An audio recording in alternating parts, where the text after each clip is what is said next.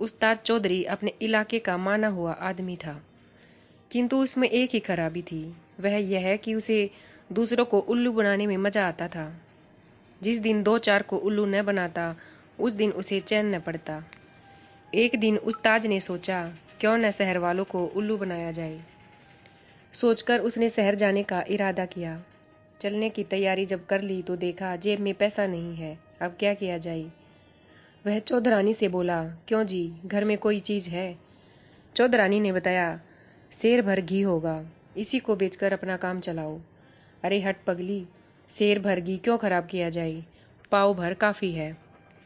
उस्ताद ने एक मटकी में गले तक मिट्टी भर ली और ऊपर से पाव भर घी थोप दिया।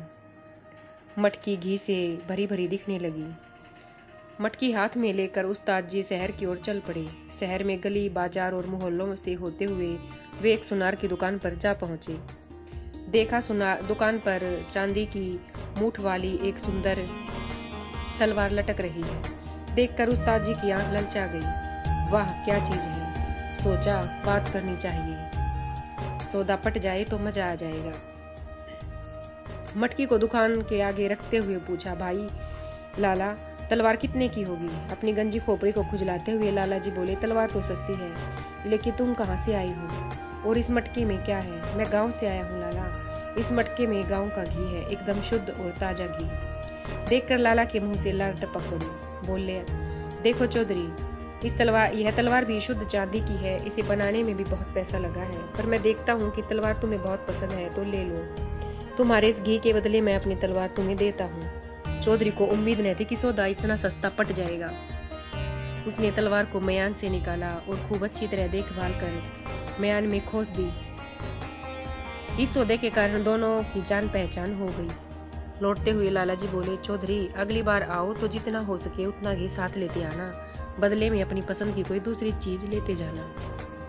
अगली बार तुम्हारी चौधरानी के लिए ऐसी अंगूठी बना दूंगा कि जिंदगी भर तुम्हारी गुलाम बन के रहेगी। अच्छा, कहकर चौधरी चल दिया। उसे डर था कहीं उसके रहते भंडा न फूट जाए। वह फुर्ती से निकल गया। वापस लौटते हुए जब वह जंगल में पहुंचा तो सोचा, क्यों न तलवार की परीक्षा की जाए। उसने तलवार को म्यान से निकाला और जोर से एक पेड़ के तने पर दे मारी। पेड़ पर लगते ही तलवार मिट्टी बनकर जमीन पर बिखर गई। देखकर चौधरी का मन खराब हो गया। वह बोला, वाह लाला, तू तो मेरा भी बाप निकला। उधर लाला जब घर पहुंचा तो घरवाली को अपनी समझदारी की बात बताई, किंतु जब मालूम पड़ा कि मटके में मिट्टी भरी पड़ी है तो मन ही मन उसकी अकल की दाद देने लगा। कई दिन बीत गए। एक दिन चौधरी ने सोचा कि लाला के पास चलना चाहिए। उसने अपनी लाठी चादर उठा ली और शहर जा पहुंचा। लाला जी अपनी दुकान पर जमे थे। चौधरी को देखते ही उठकर स्वागत किया। पूछा, कहो उस्ताद जी, तलवार कैसी रही? चौधरी ने उत्तर दिया, उस्ताद, चीज तो लाजवाब थी, बहुत उम्दा चीज रखते हो, लेकिन घी में भी खूब स्वाद आया होगा। लाला जी को हंसी आते आते रुक गई। बोले, गांव के शुद्ध घी में स्वाद न आए तो लोग क्यों गांव से घी मंगवाएं? लाला जी ने चौधरी को प्रेम से अपने पास बैठा लिया। उठकर चिलम भर ली और बोले, उस्ताद जी अब तो 2-4 दिन यहीं रहो। चौधरी ने बात मान ली। शाम को खूब चकाचक भोजन बना। खाने के लिए दोनों अलग अलग आसनों पर बैठे। 2 थाल सामने आई। लाला जी ने तो सोने के थाल में खाना लगाकर चौधरी के आगे रखा और स्वयं चांदी का थाल ले लिया। सोने का थाल देखते ही चौधरी खाना पीना भूल गया। सोचने लगा किस तरह थाल को उड़ाया जाए। खाना खत्म हुआ तो आंगन में दोनों की खाटें बराबर लगा दी गई। अपनी अपनी खाटों पर बैठकर दोनों चिलम पीने लगे। थोड़ी देर बाद लाला जी को नींद आ गई। जब वे खराटे भरने लगे तो चौधरी थाल निकालकर उसे एक कीचड़ वाले तालाब में दबा आया। अब वह बेफिक्री से सो गया। सुबह लाला जी की आंख खुली, देखा थाल गायब है।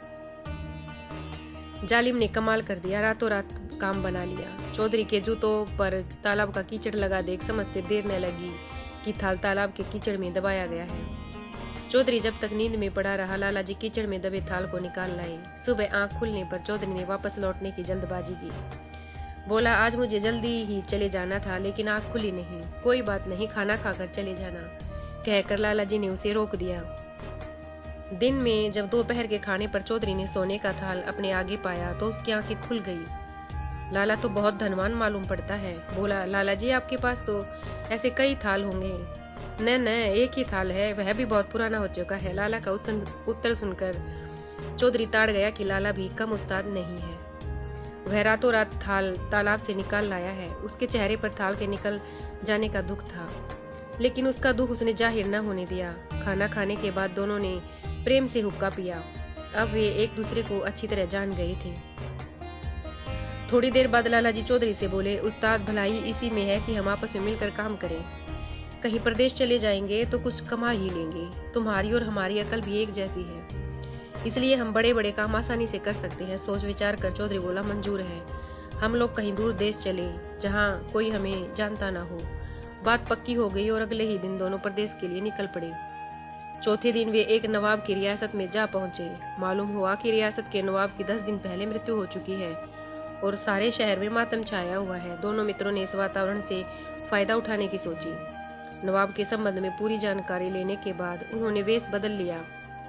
लाला जी भारी भरकम शरीर के थे। साहूकार की वेशभूषा पहनकर वे साहूकार बन गए और चौधरी कान में पेंसिल खोसकर उनका मुनीम बन गया।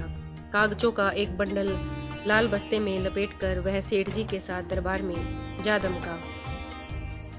आज नवाब का मृत्यु भोज दिया जा रहा था। दरबार में मुल्ला, मौलवी और दूसरे कई लोग इकट्ठे हुए थे।